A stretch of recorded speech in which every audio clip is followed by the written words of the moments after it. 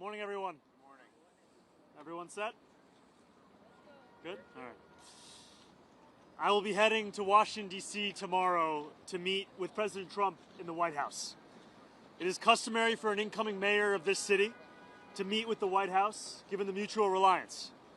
It's more critical than ever, given the national crisis of affordability, one that New Yorkers know very well across these 5 boroughs, and the specific challenge many cities are facing with balancing public safety against steps taken by this administration. I know that for tens of thousands of New Yorkers, this meeting is between 2 very different candidates who they voted for the same reason. They wanted a leader who would take on the cost of living crisis that makes it impossible for working people to afford living in this city. My team reached out to the White House to set up this meeting because I will work with anyone to make life more affordable for the more than 8.5 million people who call this city home. I have many disagreements with the president, and I believe that we should be relentless and pursue all avenues and all meetings that could make our city affordable for every single New Yorker. I intend to make it clear to President Trump that I will work with him on any agenda that benefits New Yorkers. If an agenda hurts New Yorkers, I will also be the first to say so. Thank you. All right, we'll start with Marta right here.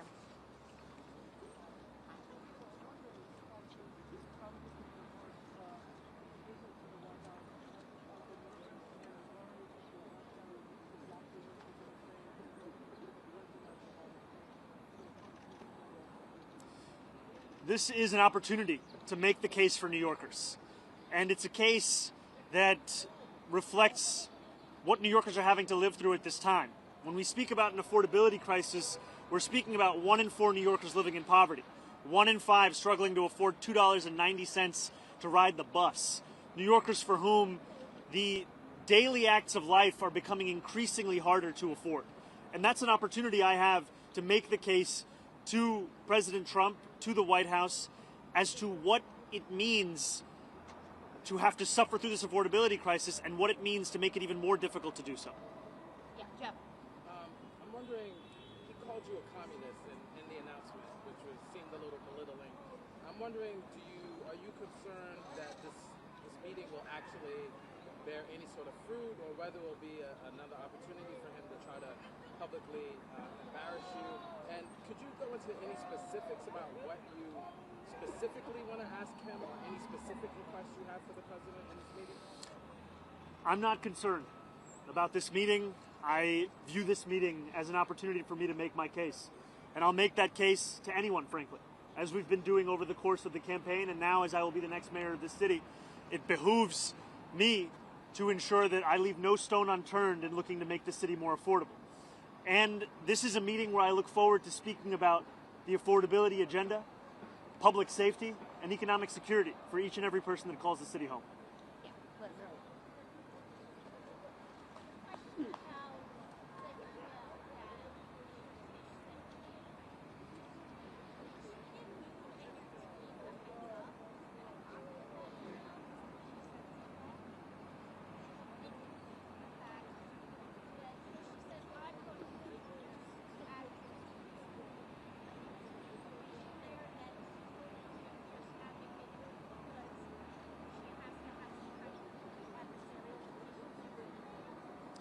I see the implication being that every commissioner should be a fierce advocate for those that work for their department or their agency.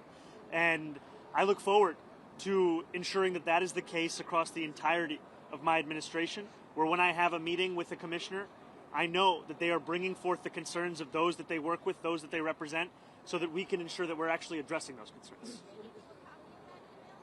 No, this was not a copy of an email that we needed because, frankly, we've been having discussions about the agenda that we share, and I'm not looking to micromanage every single person that works for me. I'm looking to trust them to do their job and know that ultimately I'll be responsible for the work that they and everyone in my city hall does. Holly. Thank you. You were there at the meeting last night, but it's been reported that you're supportive of Bradlander challenging Jan Goldman. Can you confirm that reporting, first of all? And if that's true, why is Jan Goldman a member of Congress, the chief primary, but Joaquin Rodriguez is not? I can confirm to you the things that I've actually said and the things that I've actually done. And last night, I spoke to DSA members, sharing the same message that I've shared in public as well, which is that I do not believe this is the right time to wage this primary.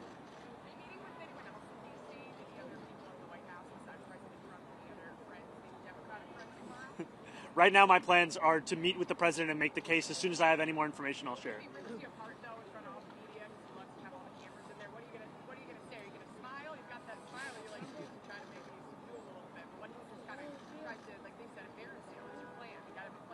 Well, I'll be ready for whatever happens. Yeah, right here. Thank you.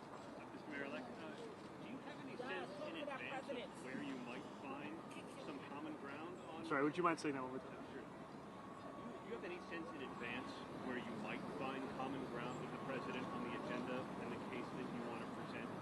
And where do you think you might have the most success with it?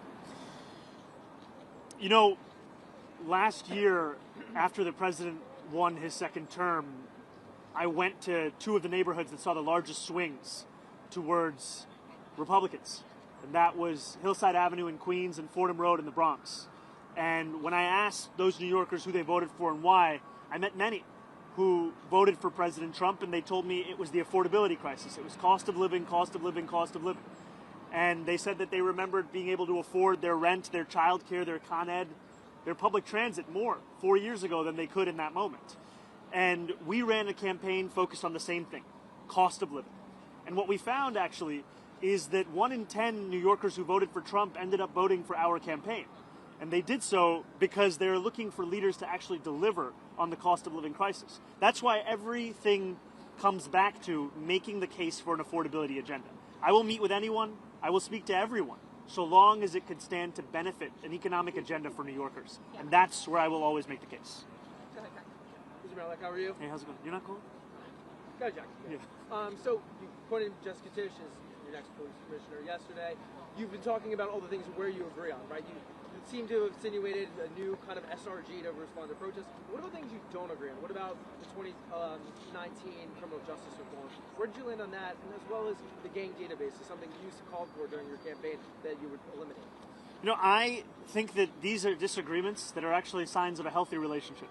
And I mean that in that too often mayors and leaders are looking to surround themselves with people who are characterized by the quickness with which they can say yes, as opposed to the quickness with which they can tell you their honest opinion. And I'm very clear in my support for the criminal legal reforms. For example, one disagreement that I have with what the commissioner has stated is I believe the issue with raise the age is not the language within the legislation. I believe the issue is the fact that there were significant amounts of money that were set to be delivered to help with the implementation of that criminal legal reform that were never released and continue to languish within Albany. That is one point of disagreement and one place where I continue to hope to advocate for the release of that fund. And what about the gang database? Are you allowing her to keep that on? Is that something where you still disagree? Where do you land on that now? I continue to have concerns about the vast dragnet and ways in which many New Yorkers are being put into that database. All right, we'll go right here. Thank you. Just wanted to circle back on Holly's question. Are you saying that you're discouraging any DSA candidates, any progressive Democrats challenging Democratic incumbents in the House next year, number one? And then on something having to do with the PD2. Yesterday it sounded... Can I do the first one and then Yeah, you go? sure. Yeah. I spoke specifically about the race that was being considered yesterday, which is New York 8. So you're not discouraging others. This was not a sweeping statement. This was specific. Got it. On PD, yesterday, after you announced Jessica Tisch as your police commissioner, it sounded like you're second-guessing letting the CCRB have full control of their office of discipline. What changed there? Why do you all of a sudden not want to wrestle control away from the commissioner? What I've said is that my focus is on delivering immediate steps towards accountability. The CCRB is tasked with that accountability. And right now, we are seeing that petty politics and budget battles have rendered it all the more difficult for them to deliver that. In 2024, lack of funding led to the CCRB dropping at least 700 cases. And I've heard estimates from others that the number is actually, in fact, higher than that. What I am committing to is fully funding the CCRB immediately, such that we can ensure these days of these kinds of budget battles come to an end. You used to say, though, that you wanted CCRB to have have actual final say. It sounds like you no longer want that. No, what I believe is that the CCRB's recommendation should be taken seriously, and that we should ensure they're able to make those recommendations time and again, not having to worry about whether they have the funding to assess those cases. Yeah. So Donald How's it going? Trump has made it clear that he wants to mess. What's your plan going into the Oval Office tomorrow? Do you have a specific ask that you're going to focus on, or is this just a peacemaking meeting? This is a meeting to share the facts about the affordability crisis in the city, a meeting to speak about the importance of public safety and economic security. You know, when we speak about what New Yorkers are going through right now, they are facing a reality that they may have to leave this city. You know, I have met New Yorkers time and time again who, when I ask them where they live, they tell me it's other states. They tell me they live in New Jersey, they live in Pennsylvania, they live in Connecticut. That's because we've priced them out. And my intention is to make clear to the president what New Yorkers are having to live through right now and how important it is for us to deliver for those same New Yorkers. Plan to specifically ask about ICE, though, you know, stay out of New York? Like, you know, the affordability is a little more esoteric, a little broader. Well, I think affordability was at the core of our campaign. And also, it was affordability based on a value of protecting each and every New Yorker. That means protecting them from price gouging in their lives. It also means protecting them from ICE agents and making it clear that I will look to be representing every single person who calls the city home. All right, we've got time for one more. Here, look ahead. Mr. Mayor-elect, you're going into the Oval Office, but you and the president have been openly critical of each other, name-calling, calling you by your middle name. How do you avoid being cocky in the Oval Office? You're on his turf, but he could attack. What's the plan?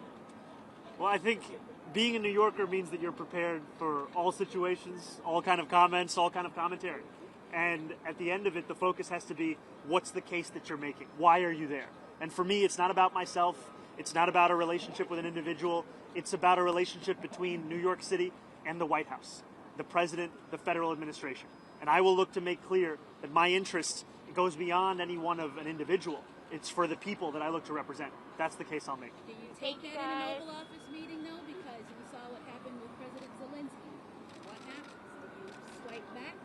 I'll stand up for New Yorkers every single day. Thank you, Thank you, guys. man. Will you meet with Schumer gotta go and this way. Jeffries at all while you're in Washington? This is the only meeting I have to share details on. As soon as I have any more details on it.